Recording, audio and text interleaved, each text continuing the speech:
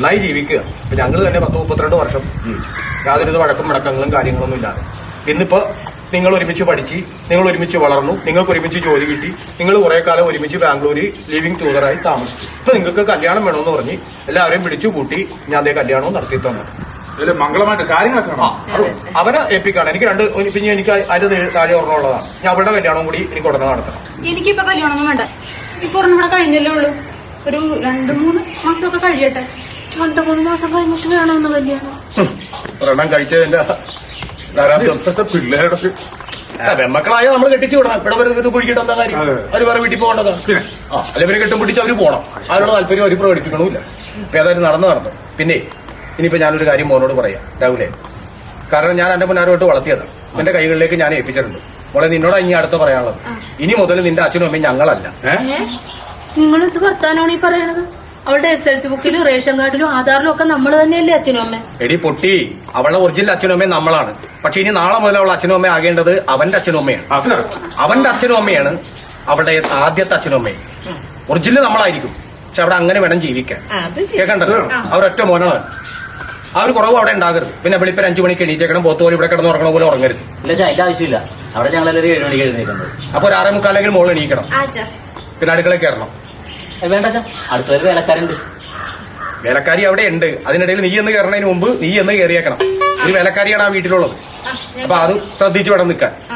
പിന്നെ നിങ്ങൾക്ക് ഞങ്ങളെ കാണണമെന്ന് തോന്നുമ്പോ നിങ്ങൾക്ക് എപ്പോ വേണമെങ്കിലും വെൽക്കം, ഇങ്ങോട്ട് വരാം. ഇനി അഥവാ ഞങ്ങളെ അങ്ങോട്ട് വന്ന് കാണണമെന്നുണ്ടെങ്കിൽ ഒരു വണ്ടി വിട്ടാൽ മതി, ഞങ്ങൾ അങ്ങോട്ട് വരാം നിങ്ങളെ കാണാം.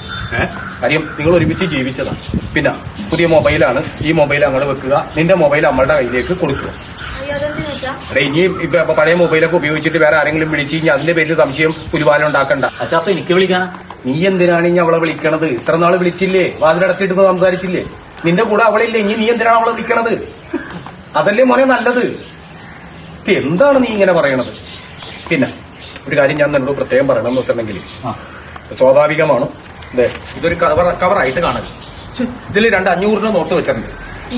അതെന്നെ പരിപാടിയാ? അപ്പൊ ഞങ്ങളുടെ കുടുംബം ഇവരെ നോക്കുന്നില്ലെന്നല്ലോ. കവർ കാശൊക്കെ ഞങ്ങൾക്ക് വേണം. അതല്ല, ഞങ്ങൾക്ക് തൽക്കാലം 8 ഏക്കർ റബ്ബർ എസ്റ്റേറ്റ് ഉണ്ട്, അത് മതി. അഥവാ നിങ്ങൾക്ക് ബുദ്ധിമുട്ടില്ലെന്ന് എനിക്കറിയാം. ചിലപ്പോ ഏത് പണക്കാരനാണെങ്കിലും ഒരു 10 രൂപ കൊണ്ടിട്ട് വലിച്ചിലുണ്ടാവുക.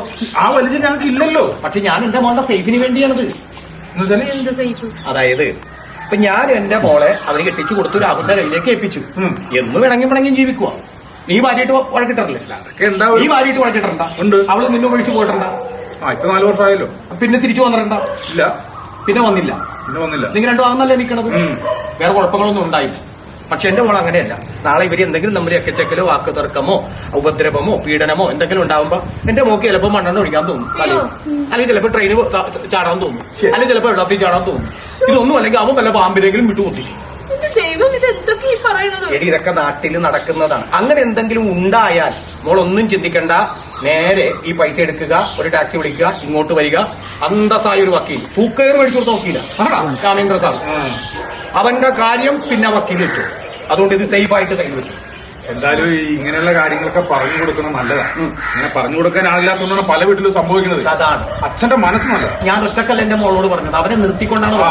മനസ്സിലായി, ഒരു പോയിന്റ്.